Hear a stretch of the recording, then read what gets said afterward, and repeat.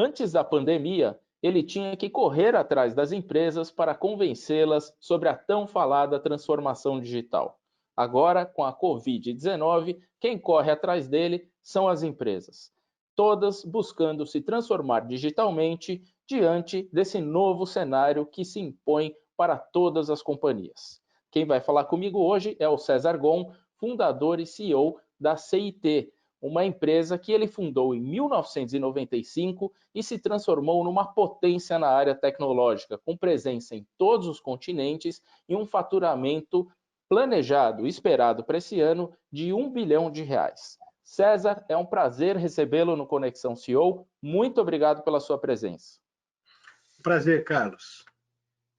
Ô César, eu já te pergunto, muito em cima do que eu falei agora, muita gente falando sobre a tão falada transformação digital, virou um senso de urgência nas companhias. Isso de fato está acontecendo? Eu gostaria que você me falasse um pouco da sua experiência, como é que você está enxergando esse mercado.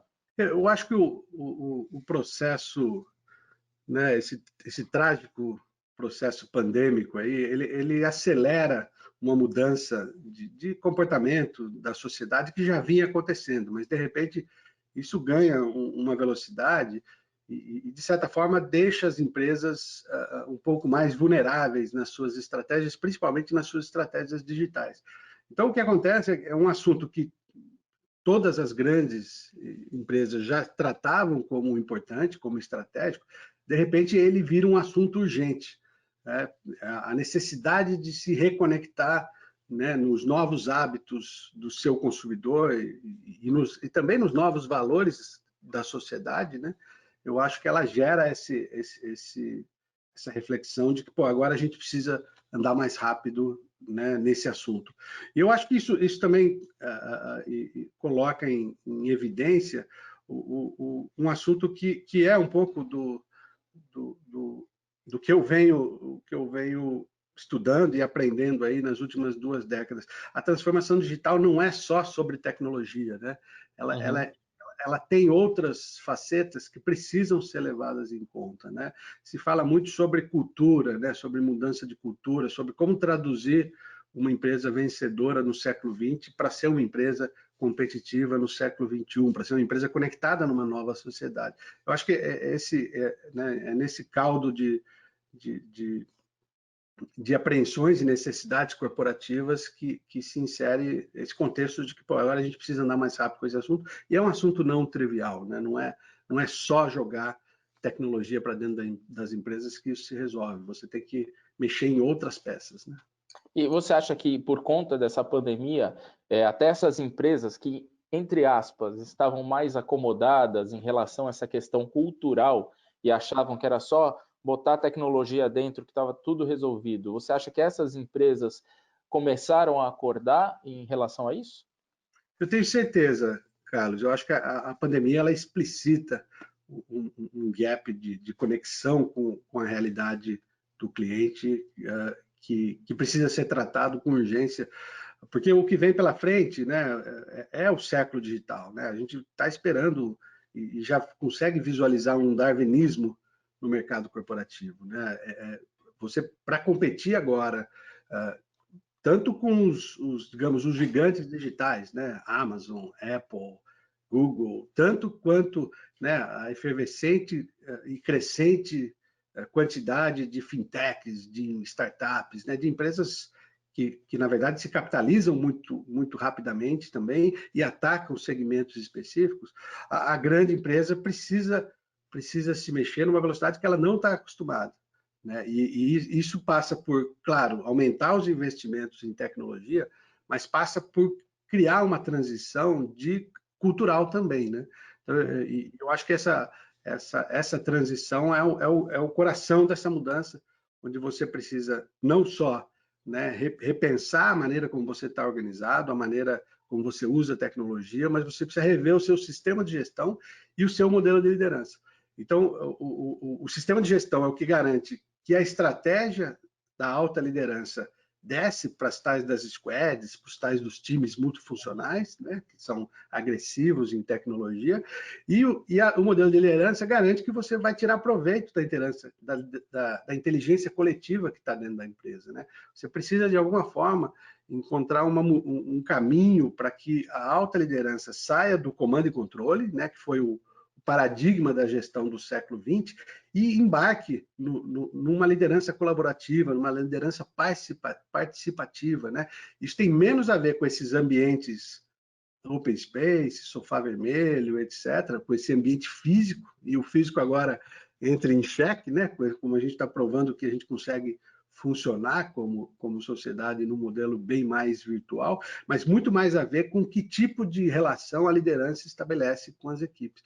Então, assim, no fundo, a urgência também expõe uma complexidade, né? Que é você tratar esses 3 grandes grupos de mudança ao mesmo tempo, né? Agora você traçou um cenário aqui falando sobre as empresas pressionadas, por exemplo, por Big Techs, novas entrantes como as startups, e ao mesmo tempo essas empresas têm que se mexer, mas não também tem uma aflição de perder o que elas conquistaram ao longo de décadas, né? De certa forma, muitos líderes hoje, diante de uma situação como essa, se veem acuados, meio com medo, não sabendo o que fazer. Você encontra muitos líderes nessa situação e de que forma você tem trabalhado com eles? Eu acho que esse era um processo que já vinha acontecendo, Carlos, e agora ele foi acelerado de uma maneira bruta pela realidade, né, pela essa trágico momento da pandemia e, obviamente, a crise econômica que se estabeleceu na esteira da crise de saúde. Eu acho que os líderes, sim, foram pegos de surpresa. Eu acho que isso é uma jornada de transformação corporativa, mas que pressupõe uma jornada pessoal de mudança, né? Eu conto que eu passei por isso, né? Quando aceitei lá em 2006, abriu a sua primeira subsidiária fora do Brasil, nos Estados Unidos, e por acaso a gente caiu ali na Califórnia, eu tomei um susto também. Eu também, assim, um susto enorme de que, pô, o jeito, né? Tudo que eu aprendi sobre gestão, sobre como né, as minhas práticas de liderança eram práticas dos MBAs do século XX, que eram anacrônicas para o que vinha, para o que se apresentava ali e estava nascendo, né? Pelas dobras tecnológicas, pelas mudanças de comportamento da sociedade.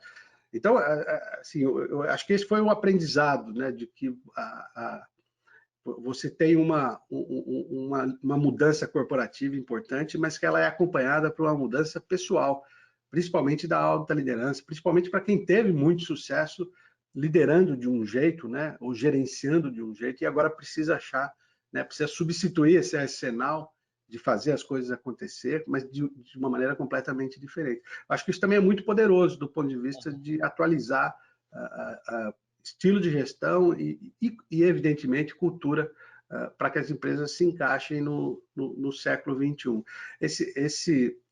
Acho que se você pegar o dilema da inovação como a raiz desse problema, né, a gente vem de no século industrial, e se você pegar o finalzinho do século industrial, surgiram os primeiros modelos acadêmicos de como é que a inovação acontece, né? Christensen falando da inovação disruptiva, né? A questão dos horizontes de inovação, né? Você tem o seu core business, onde você investe ou investia, né? 80%, 70% do seu tempo. Você tem o horizonte 2, que a gente chama, que é como é que você inova nas adjacências do seu business, e a inovação mais disruptiva, né? O famoso horizonte 3, que era como é que você cria novas opções de futuro. Só que a linha do tempo onde isso acontecia era calculada em anos, né? Você pensava em 2, 3 anos para trabalhar o horizonte 2 e até uma década para trabalhar o horizonte 3. A tecnologia e a sociedade mudam numa velocidade tão grande que esse racional ele não funciona mais, né? De repente você tem empresas sem core business destruindo o seu negócio, né? Se você pegar um Airbnb, né? Qual que é o core business? Ele não tem o H1, né? Ele não cuida da complexidade né, de hospedar as pessoas. Ele cuida de uma máquina de conexão, né? É o momento onde empresas de produto e serviço começam a ser achatadas por empresas de plataforma, né? Isso acontece, né? Se você pensar uma Tesla, o que é uma Tesla, né? Ela ainda não resolveu o problema de H1 dela, né? Que é produzir 1 milhão de carros. Ela ainda não consegue, mas ela resolveu o problema de H2, né? Que é como é que ela conecta no cliente, nos valores de uma sociedade que quer ser menos poluente, né? Que quer um outro tipo de... que tem novos comportamentos.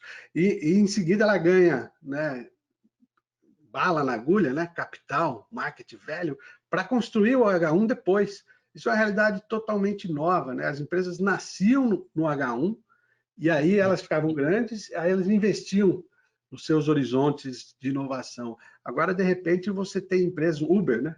Uber não cuida de complexidade nenhuma, né, estrutural. E ele é uma máquina de conexão, e de repente ele disrupt indústrias absolutamente tradicionais. Então, isso está acontecendo em escala, em todos os setores.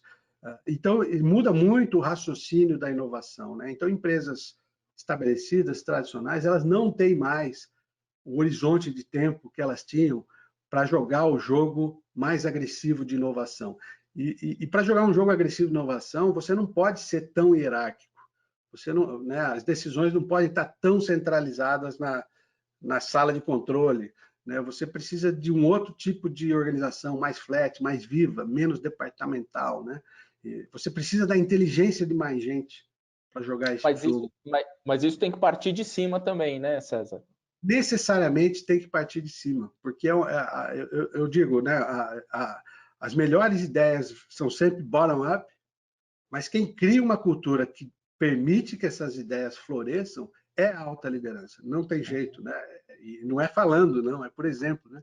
É se comportando de uma maneira onde você percebe que a inteligência coletiva está dominando as decisões da empresa e não o jeito clássico, né? Onde você via a empresa como um conjunto de pessoas que executam e um conjunto de pessoas que decidem, né? Essa visão é anacrônica, né? Você precisa de outro modelo, que é o que eu chamo de sistema de gestão, né? Você não pode dividir a empresa entre as pessoas que executam e as pessoas que decidem, né? Isso não vai funcionar no século digital. Agora, falando dessa questão do aumento da procura por transformação digital, isso se traduziu em números no caso da CIT? Como é que está isso? Aumentou a procura? Eu queria que você me falasse um pouco se tem crescido mais do que vinha crescendo. Você tem dados que mostram de fato que houve esse impulso? Carlos, assim, a maior evidência nossa é que a gente, num ano absolutamente desconfortável, né, como esse, a CIT deve crescer algo como 40%. Né? E mesmo para a nossa história, a CIT tem 25 anos de crescimentos contínuos. Né? A gente passou por todas essas crises, né, e com de todos os tipos, né, as crises globais e as crises brasileiras, e a gente sempre achou um caminho, né, a gente sempre se movimentou, se adaptou rápido para achar um caminho de crescimento, né? Um caminho de valor, uma maneira de conectar os nossos clientes, mesmo em situações adversas. Acho que isso está acontecendo de novo. É claro que a gente vem de um momento bastante especial, né? O ano passado a gente fez uma transação, a gente tem um novo sócio, né? A Advent, a gente entrou num processo de investimento mais agressivo, principalmente fora do Brasil. A CIT já tem 60% do negócio fora do Brasil, né? Os Estados Unidos é o nosso principal mercado. A gente abriu várias novas filiais, né? A gente abriu Portugal, Canadá, estamos abrindo a Austrália agora. Então, no fundo, assim, obviamente tem uma série de fatores, mas a gente mesmo, historicamente, o nosso número, né, o nosso ritmo de crescimento, ele é de 25% ao ano. Eu acho uma taxa boa, né, principalmente para tratar capital humano, para formar equipes, etc., é você dobrar a empresa a cada 3 anos. E esse ano é um ano particularmente onde a gente vai crescer mais agressivamente. Né? Então, a média de crescimento era 25% e nesse ano 40%. 40%. A gente vem há 15 anos crescendo 25%, em média 25%, um pouquinho mais ou um pouquinho menos. E esse ano, mas a gente fez outras coisas também. Né? Então, é difícil isolar, mas eu acho que a gente rapidamente reviu a nossa proposta de valor, a gente leu. Claro que primeiro você tem que reagir, né, quando vem a pandemia, né, e a gente teve a sorte entre aspas, né, de ver isso acontecendo na China. A gente teve que fechar nosso escritório da China em janeiro, né, um pouquinho depois, para o final de janeiro, início de fevereiro, a gente fecha o escritório do Japão, vai todo mundo trabalhar remoto, e aí avança fevereiro, a gente começa a ver o que está acontecendo na Europa e se move. Quando chegou em março, a gente falou, pô, as Américas agora, né? E para a gente, como mercado Estados Unidos e Brasil, é inevitável que venha algo, e algo muito maior do que a gente mesmo estava lendo, né? Então a gente se mexeu rápido. No início de março, a gente já foi para um modelo, né, a gente priorizou, obviamente, a saúde dos colaboradores e das famílias, então a gente já estava inteiro remoto, eu diria quase 2 semanas antes do que o mercado brasileiro.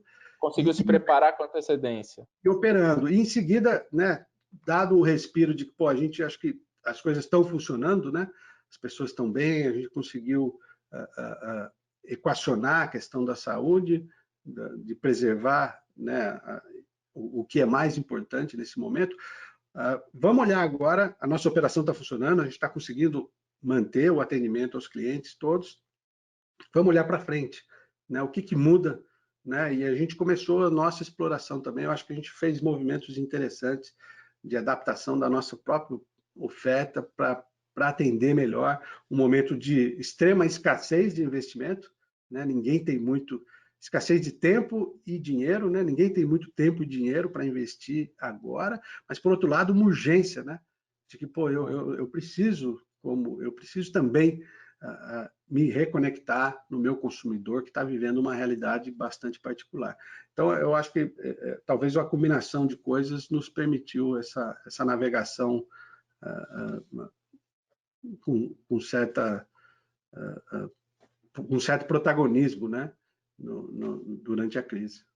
Você falou aqui na questão de se adaptar também e oferecer novos produtos aos clientes diante dessa nova realidade.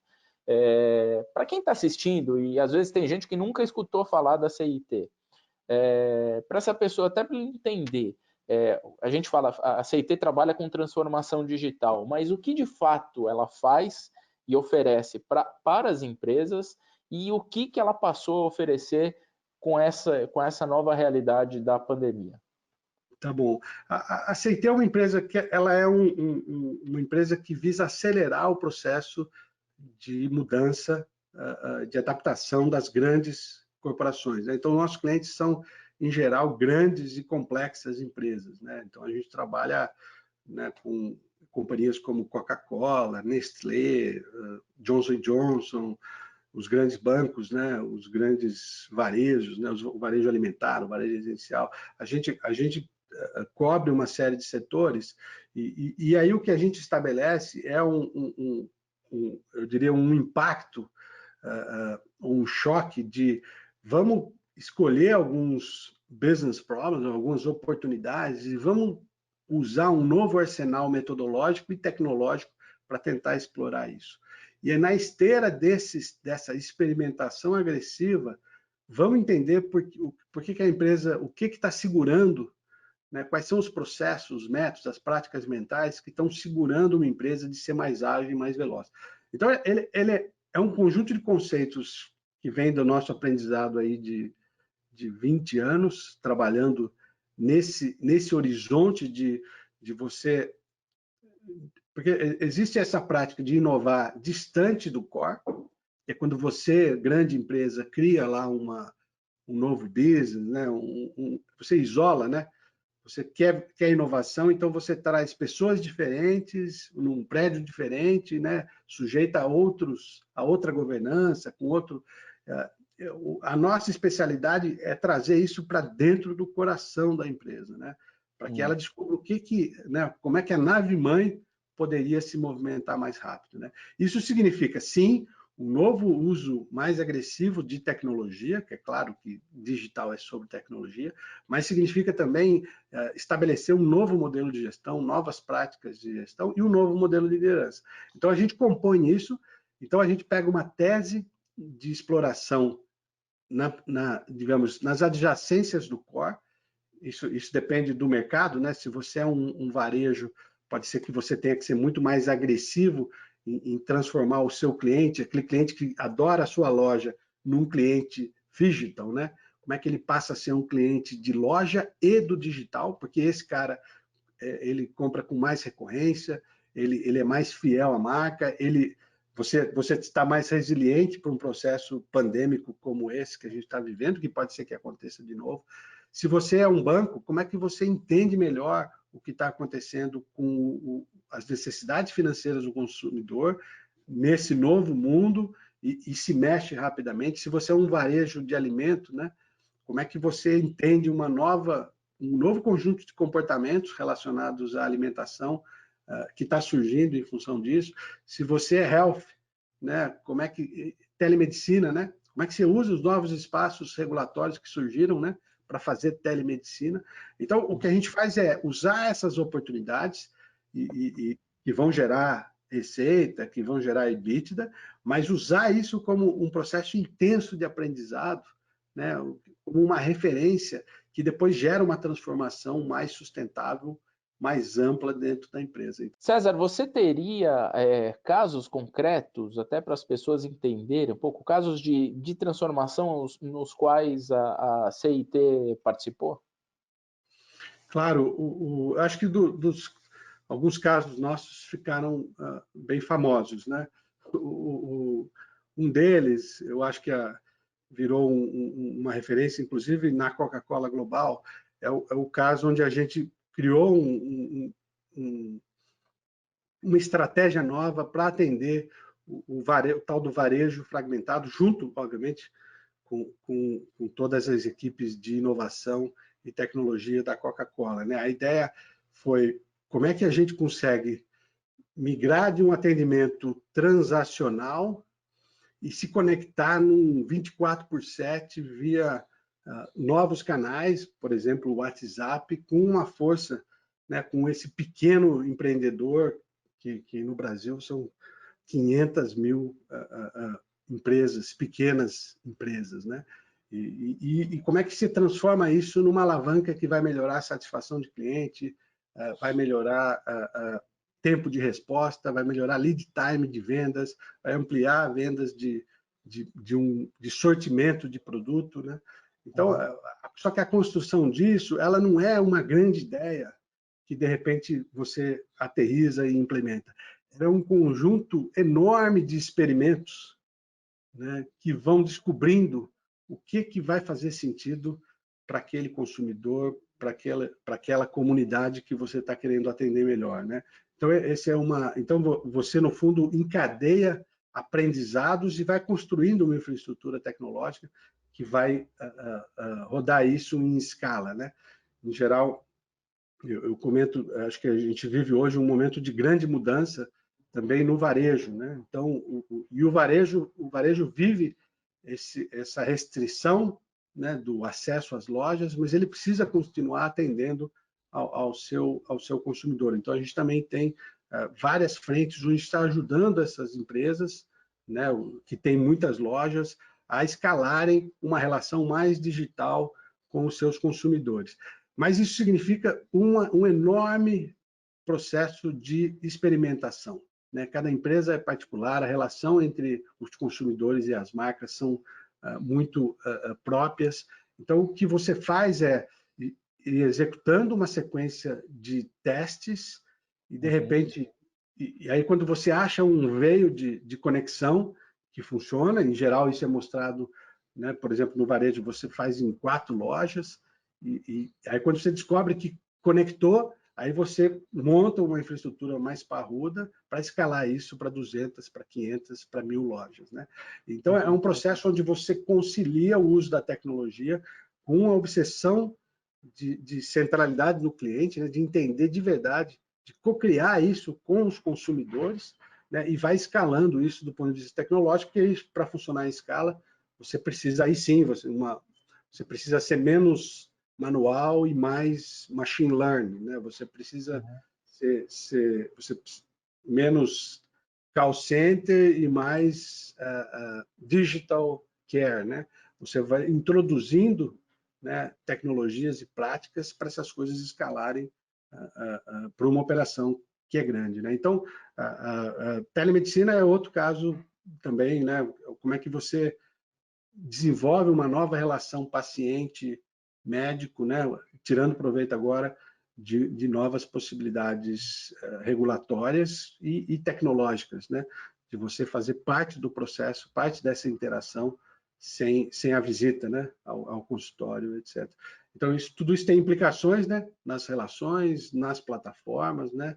E nos modelos de negócio em última instância. Então, é por aí que a gente navega, sempre usando esses processos voltados para impacto, para daí tratar o assunto cultura, tratar o assunto gestão, tratar o assunto liderança, em cima de resultados rápidos, né? A gente fala dos ciclos curtos, né?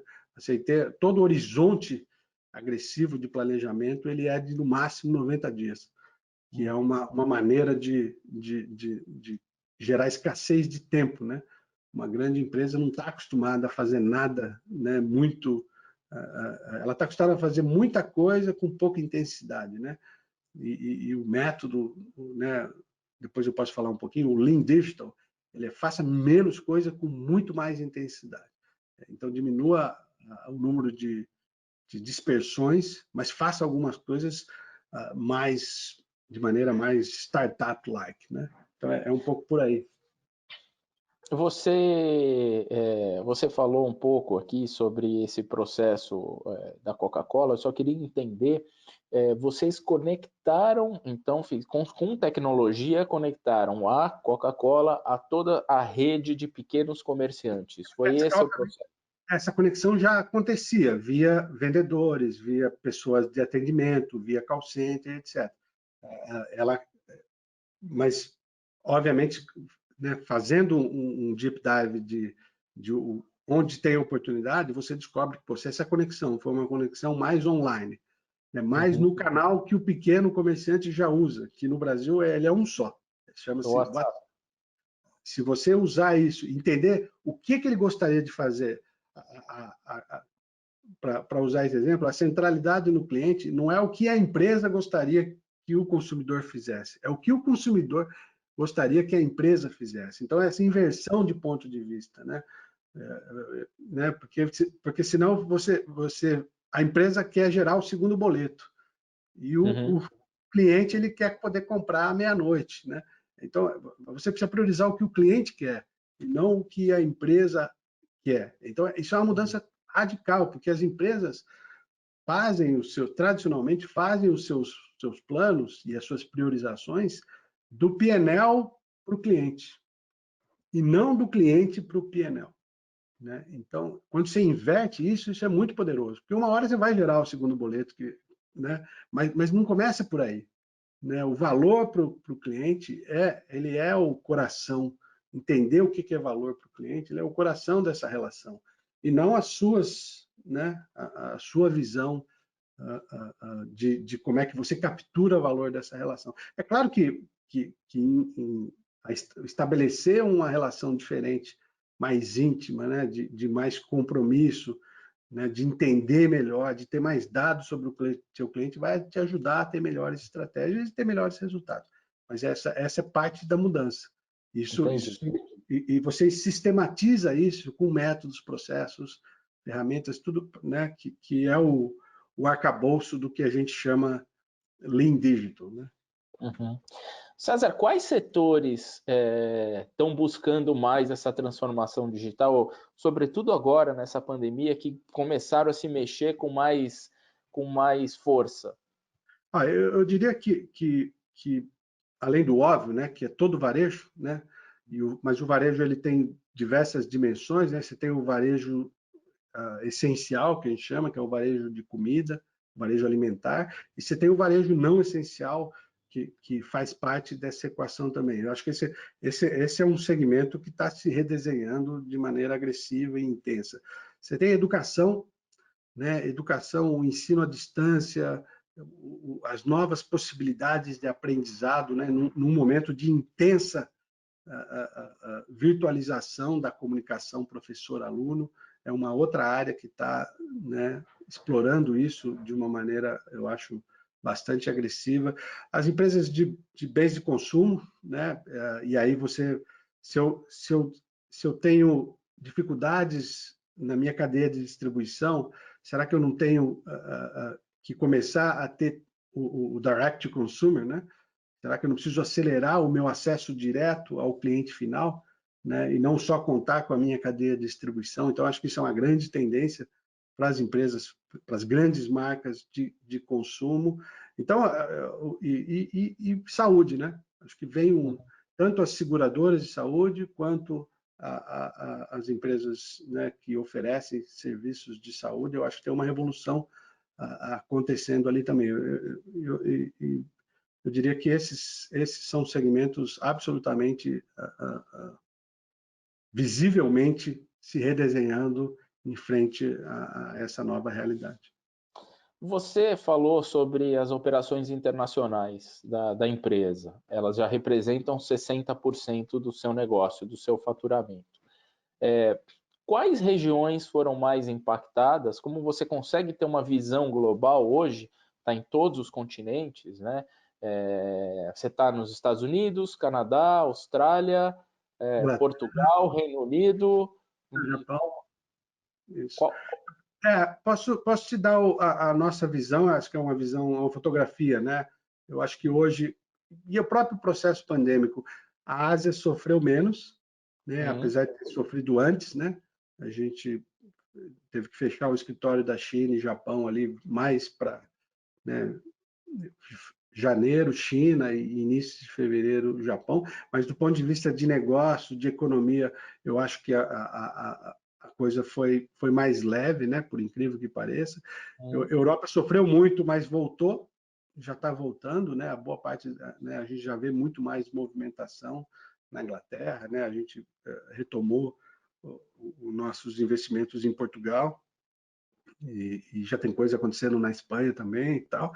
Eu acho que e Estados Unidos e Brasil, aí o freeze é maior, né? Eu acho que a gente ainda vive, né, para as Américas aqui, e para a gente, particularmente, Estados Unidos e Brasil são os dois principais mercados, ainda uma realidade de muita incerteza, né? A crise pandêmica ainda vive um nível que gera bastante insegurança e, evidentemente, a crise financeira também não tem ainda um horizonte claro de recuperação.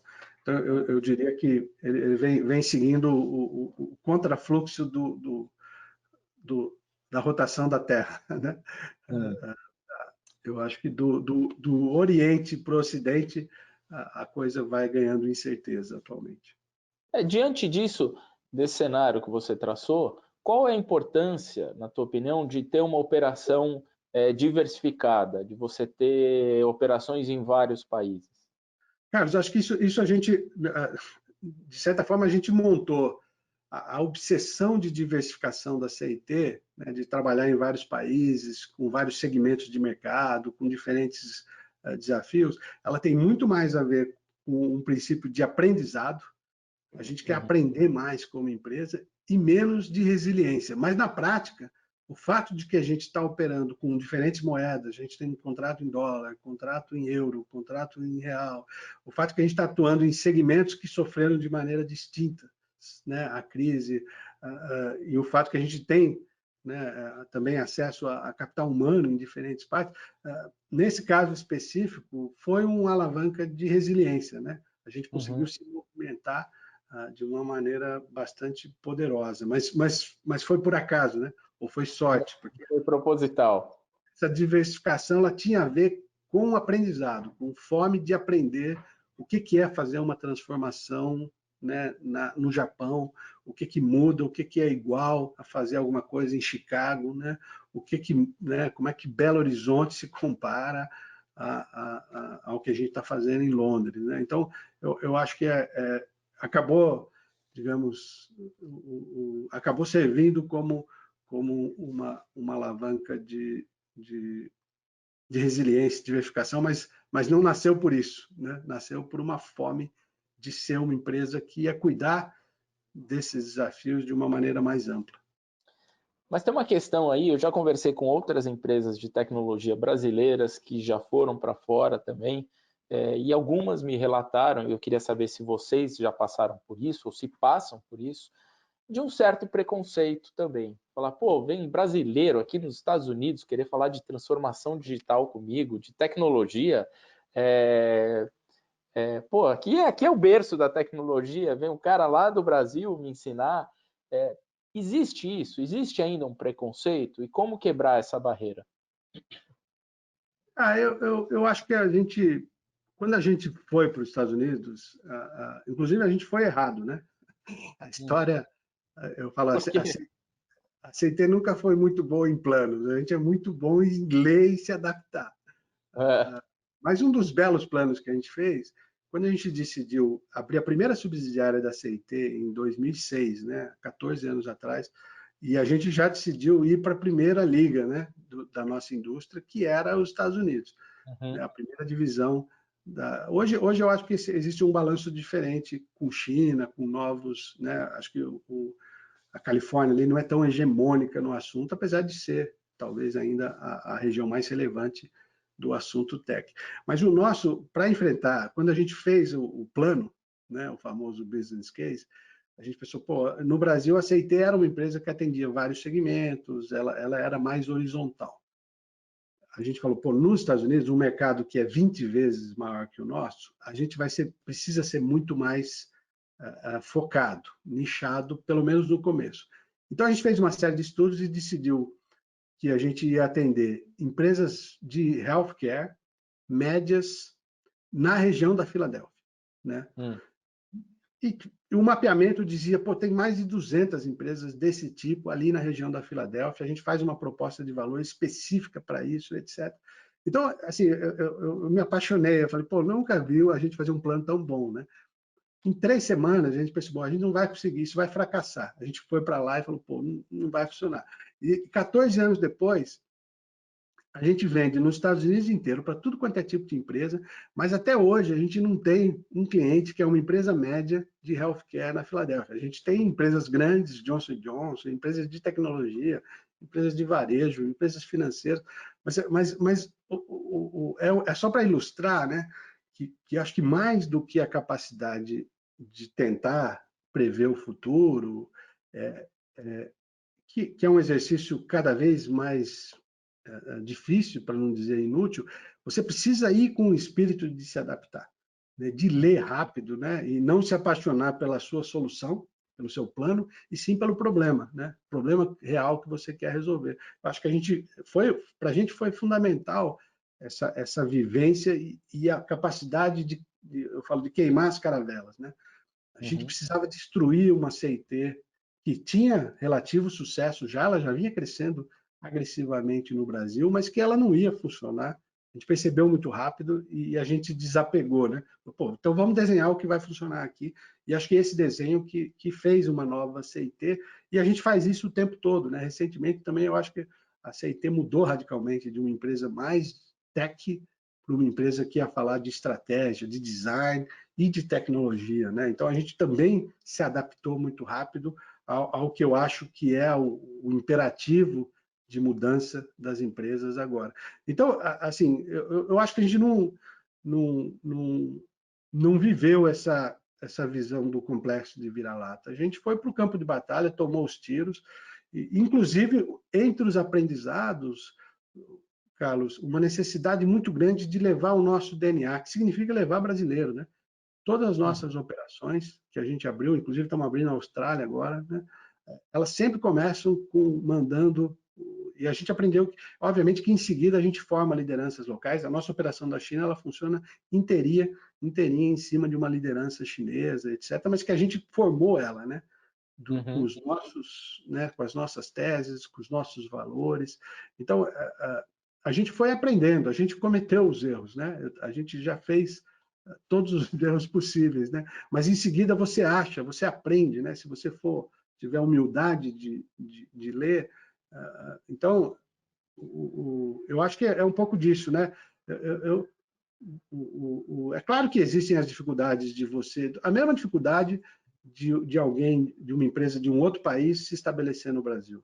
né? Não é trivial. Na verdade, eu acho que é mais complicado até, né? O Brasil talvez seja o país mais complicado do mundo. A gente se acostumou com essa complexidade, né? Então, se você abstrair isso, você está indo para ambientes de negócio melhores que o nosso, né? E isso é bom, você tem que tirar proveito disso, né? As coisas acontecem mais rápido. Você falou de funcionários brasileiros que vocês levam para fora. Hoje é um total de 2.700 funcionários vocês têm no mundo, né? Desse total, quantos são estrangeiros? Quantos estão fora do Brasil? Quantos são aqui no Brasil? Como é que é essa equação? Assim, apesar da gente ter muito negócio fora do Brasil, principalmente nos Estados Unidos, a gente ainda concentra muito dos nossos centros de competência no Brasil, né? Principalmente em Campinas e Belo Horizonte. Eu acho que hoje algo como 80% do nosso time ainda está no Brasil, talvez um pouquinho menos agora com os crescimentos de China, e a gente está lançando um novo centro em Portugal, mas está no começo, né? E as operações nos Estados Unidos. Então, eu diria que é 80-20 ainda. Isso é um processo que a gente vem diversificando também, né? A gente vive um momento de expansão geográfica da nossa visão de capital humano também, né?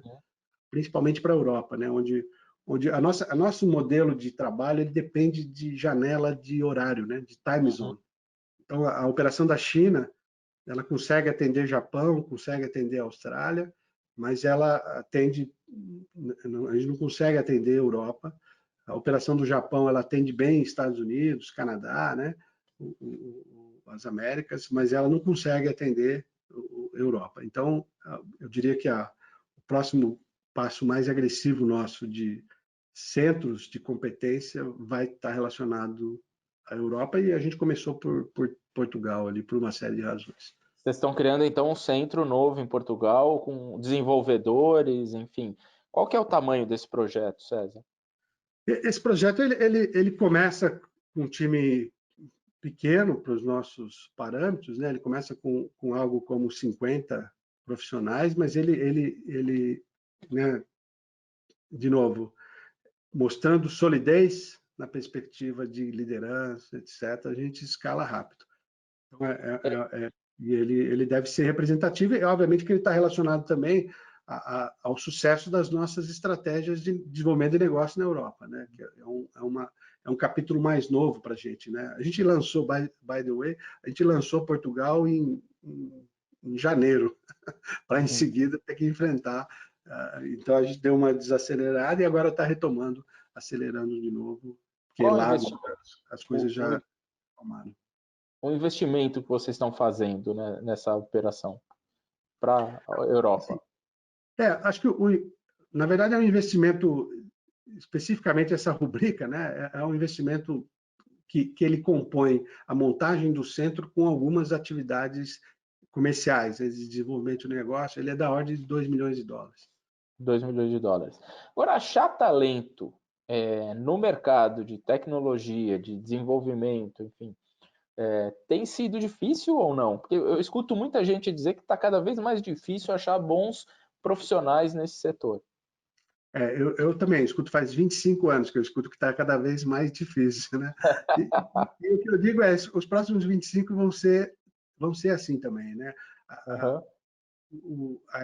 O mercado de tecnologia, ele é um mercado escasso de capital humano e vai sempre ser, né? E isso assim, acho que isso é dado, né? Você não adianta entrar nessa indústria achando que você...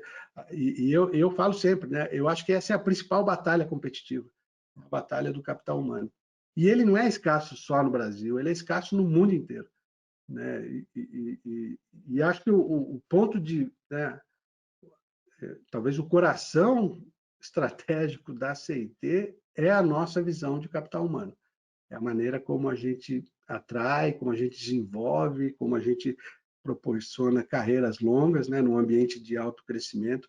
Eu acho que a gente conseguiu encaixar, e obviamente que a gente está aprendendo e se movimentando, né, achar uma tese, que é uma tese, a CIT é uma empresa de carreiras muito longas, né?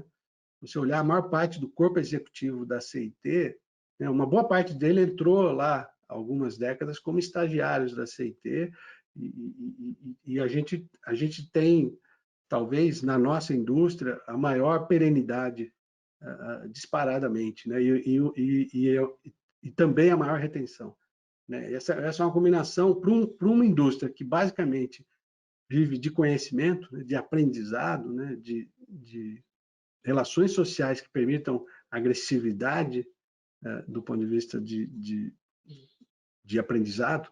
Eu acho que isso é uma grande vantagem nossa. O que a gente foi fazendo ao longo, à medida que a CIT foi se globalizando, né, ou se internacionalizando, a gente foi também entendendo o que é o capital humano em diferentes contextos culturais, né, que não só, obviamente, do nosso contexto inicial aqui, que é Brasil.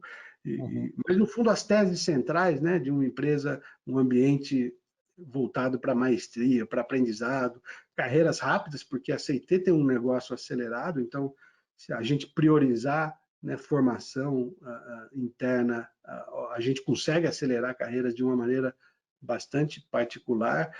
A ideia de formação, a CIT, ela tem, né, ela contrata muita gente jovem para montar, né, skills, carreiras, etc. Ela vai menos a mercado para contratar super sêniores, né? Que eu acho que é um cacuete, né? Assim, parte da solução do problema de capital humano na indústria é o trabalho de base, né? O trabalho de formação. Formar gente em casa. Formar gente, porque o jogo de uma empresa atacar a outra é um jogo de soma zero, né? Então, eu acho que, obviamente, que existe a natural competição por talentos no mercado, mas existe também a necessidade das empresas criarem estruturas mais voltadas para a formação, né, para esse onboard de gente que ainda não tem experiência e precisa ganhar aceleradamente essa experiência. Mas, no fundo, assim, a tese de que está mais difícil vai sempre estar mais difícil. E essa década vai ser a guerra de talentos, né, na área de tecnologia, mas eu acho que na indústria do conhecimento em geral, ela vai ser talvez a principal variável competitiva. E se você quer jogar bem nessa indústria, você tem que saber jogar bem o jogo do capital humano. Legal. Vocês têm um novo sócio, que é a Advent, que entrou o ano passado, né? Só que a Advent é um private equity que todo mundo sabe é uma empresa que entra numa empresa faz um investimento com a projeção de ganhar lá na frente, de sair do negócio. Uma hora a Advent vai querer sair e realizar o lucro. Vocês estudam abertura de capital? Que possibilidades vocês estão vendo nesse cenário? Carlos, o desenho, na verdade, o desenho com a Advent, a CIT, né, quando a gente percebeu que a gente já tinha uma projeção internacional bastante relevante e fez uma análise de qual que é do ponto de vista estratégico, qual que é o melhor caminho para a CIT, ficou meio óbvio que a gente precisava de um sócio americano, né? Eu acho que essa é a parte parte do valor que a gente encontrou. E, na verdade, eu estava procurando um sócio que tivesse uma visão global, que nos ajudasse no processo de desenvolvimento de negócio, principalmente nos Estados Unidos e Europa, mas eu também precisava de alguém que conhecesse o Brasil, né? Porque eu não queria ter o desafio adicional de ter que explicar o Brasil para um fundo que não tivesse operado aqui, né? E, obviamente, estava alinhado com a nossa tese de que uma eventual abertura de capital da CIT nos Estados Unidos talvez seja o melhor caminho para uma empresa que já tem os Estados Unidos como o seu principal mercado, né? E para um assunto tecnologia, que é um assunto que tem uma diversidade, né, digamos, um protagonismo de investidores, de opções, principalmente nos Estados Unidos, que é bem maior do que a gente tem no Brasil. Então, a tese era essa, né? E eu acho que a gente deu a sorte aí, né? De conseguir alinhar os interesses com a Advent, né? Isso agora a gente já está rodando há alguns meses. Eu acho que a relação é muito promissora, né? A gente tem feito muita coisa junto, eles têm nos ajudado. As teses de que a gente conseguiria, inclusive, né? Parte do meu desafio é que eu queria o perfil ideal do fundo seria um fundo controlador, tivesse um portfólio interessante de empresas, mas que topasse ser minoritário no capital social da CIT. Porque né, eu queria um fundo que tivesse acesso rápido a um conjunto grande de CEOs no mundo, mas que, ao mesmo tempo, topasse uma posição minoritária na CIT, significativa, mas minoritária. Então, assim, esse encaixe de interesses, eu acho que ele está gerando uma relação de muito valor no fundo é isso, né? O sucesso, né? O maior sucesso, o plano A é nos próximos anos a gente potencialmente abrir o capital da CIT nos Estados Unidos. Vamos ver, né? Assim, Tem já um prazo ou não? Vocês têm um prazo? É? Não, a gente quer o quanto antes, né? Eu acho que a gente vai ter que ler um pouquinho agora como é que os mercados se reorganizam pós nessa recuperação pandêmica, etc. A Então gente pode está ser para o ano que vem. Pode ser para o ano que vem, então. é difícil prever isso. Pela tua risada aí, eu tô achando que é o ano que vem, hein, César? Prever. Acho que o mais importante é a gente continuar fazendo aquilo que está sobre o nosso controle, né? É continuar crescendo, é continuar gerando valor, é continuar mostrando. Eu acho que esse ano, né, na nossa tese de investimento, a CIT faz parte de uma categoria de empresas chamadas os especialistas digitais, né? Uma categoria nova dentro da gigantesca empresa de serviços de TI, né? Tem uma subcategoria que são empresas ou boutiques, né? Especializadas no digital, né? E essa é uma categoria dentro do mercado de tecnologia, que já é um mercado que cresce recorrentemente, essa é a categoria que mais cresce. E provavelmente a gente vai ser o player que mais cresce dentro da categoria que mais cresce. Então, essa é a tese que, se a gente conseguir sustentar, eu acho que ela alavanca oportunidades interessantes no futuro.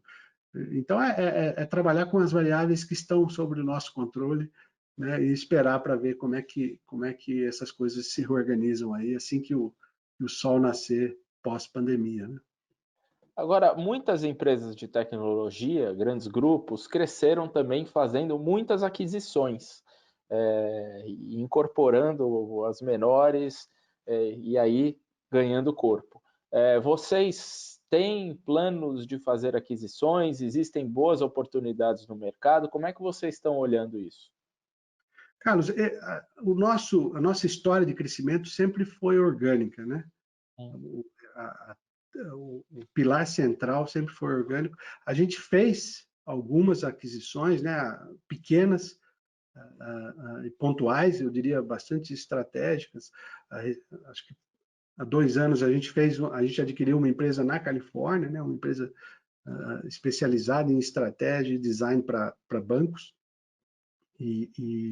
Então, mas são sempre essas que na verdade vão potencializar o nosso crescimento orgânico, né?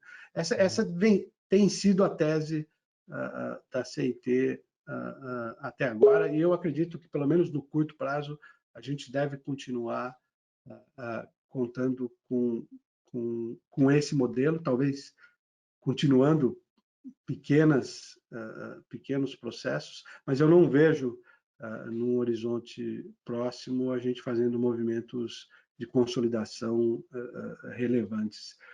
Mas, de novo, a gente também não tem. Eu acho que a gente precisa considerar as opções e as mudanças na indústria, no mercado. A gente precisa estar aberto, né, a eventuais oportunidades, mas hoje não é uma peça central do nosso processo de crescimento. César, você criou a empresa em 1995, Era uma empresa pequena, a partir do zero, era uma companhia que desenvolvia software e, ao longo dos anos, foi se transformando também. Eu queria que você me contasse aqui, para a gente terminar, falasse para quem está assistindo também, sobre como é que foi essa jornada e que conselho você daria para quem está iniciando uma jornada, tanto iniciando uma empresa ou iniciando uma transformação dentro da sua própria empresa, porque você viveu essas duas, você teve essas duas experiências. Carlos, eu não sei se você sabe, a CIT ela nasceu por acaso, né? A CIT era em 1995, né? Eu terminava o meu mestrado na Unicamp e eu queria fazer doutorado nos Estados Unidos. E a CIT foi o veículo que eu precisava de dinheiro para me bancar nos Estados Unidos. E eu falei, pô, o que eu sei fazer é resolver problema com software, né? A solução foi, eu vou criar uma empresa. Eu chamei meus dois colegas, que hoje são, né, os meus co-founders da CIT, e falei, ó, eu quero trabalhar por um ano numa empresa, vou montar uma empresa para trabalhar por um ano e em seguida eu vou fazer meu doutorado. Vocês topam? Sei lá por que razão eles, não, a gente topa. E a gente montou a CIT como um projeto que tinha data para terminar. Só que 6 meses depois, aí eu me descubro um empreendedor. Aí eu chamo meus Fernando e Bruno e falo, na verdade, eu não vou fazer mais doutorado. Eu quero ir para os Estados Unidos, sim, mas quero ir como tech company. Não quero mais ir para fazer doutorado. Então, eu vou fazer isso, acho que pelo resto da minha vida. Eu vou empreender, eu me descobri, eu digo, naquele momento, morreu o pesquisador César Gon e nasceu ou se descobriu o empreendedor. Na verdade, eu já tinha uma história de empreendedorismo, já que eu não tinha me lido ainda como empreendedor, mas já tinha feito tudo quanto é loucura antes dos 20 anos. E a partir daquele momento, eu acho que a fórmula, né, do empreendedorismo, eu acho que ela é uma combinação de resiliência, essa talvez a pedra fundamental, né? Eu não conheço empreendedor que não seja resiliente, que não seja obcecado por fazer alguma coisa sair do papel, e a maior parte das coisas que você tenta, elas dão errado. Então, resiliência é a base disso. Em seguida, é coragem, porque você precisa desafiar o óbvio, né? Se for para fazer o óbvio, né, você não vai sair do lugar, não de uma maneira poderosa, né? E o terceiro ponto é a sorte. Então, eu também vejo uma maneira, né, o empreendedorismo como uma forma de você criar um sentido para a sua jornada profissional de uma maneira bastante relevante, né? E tem que e o outro ponto é ir para o campo de batalha. Eu falei um pouquinho, né? Assim, não é sobre preparação, é sobre tomar os tiros, se adaptar e ter. É um misto, né? De a coragem de fazer e a humildade de ver rápido que não era por aqui, que era por ali. E acho que essas são as conexões. Tem que estudar muito, né? Tudo muda muito rápido, né? As possibilidades, né? Em particular na área de tecnologia, né? As possibilidades, eu falo das dobras tecnológicas, né? A gente mal se acostuma com o estado de possibilidades tecnológicas, já vem uma segunda, uma terceira. Eu acho que isso significa você estar conectado também, entendendo como é que essas tecnologias, né? Qual o potencial disso em mudança de comportamentos, né, em avanços da sociedade que vão se traduzir em oportunidades de negócio. Eu acho que, para mim, o empreendedorismo é essa jornada de criação, em última instância, né, e de criação coletiva. Né? Eu acho que você tem que conseguir atrair talentos, pessoas para sonhar junto com você. Começa com os sócios, mas isso precisa transcender muito. Né? Você precisa, hoje em dia, né, no nível de competição que existe, você precisa de muita gente muito boa com você, né, engajada para fazer as coisas acontecerem. Né? Então, acho que esse é outra parte do puzzle, né? A capacidade de criar esses ambientes onde os talentos querem estar e estar por muito tempo, né? Ok, César, olha, muito obrigado pela sua participação no Conexão CEO. Um prazer, Carlos. Estou sempre à disposição. E convido a você que está assistindo esse programa a compartilhar. Você pode encontrar esse programa no neofeed.com.br e no nosso canal no YouTube Neofeed Brasil. Muito obrigado e até o próximo Conexão CEO. Até mais.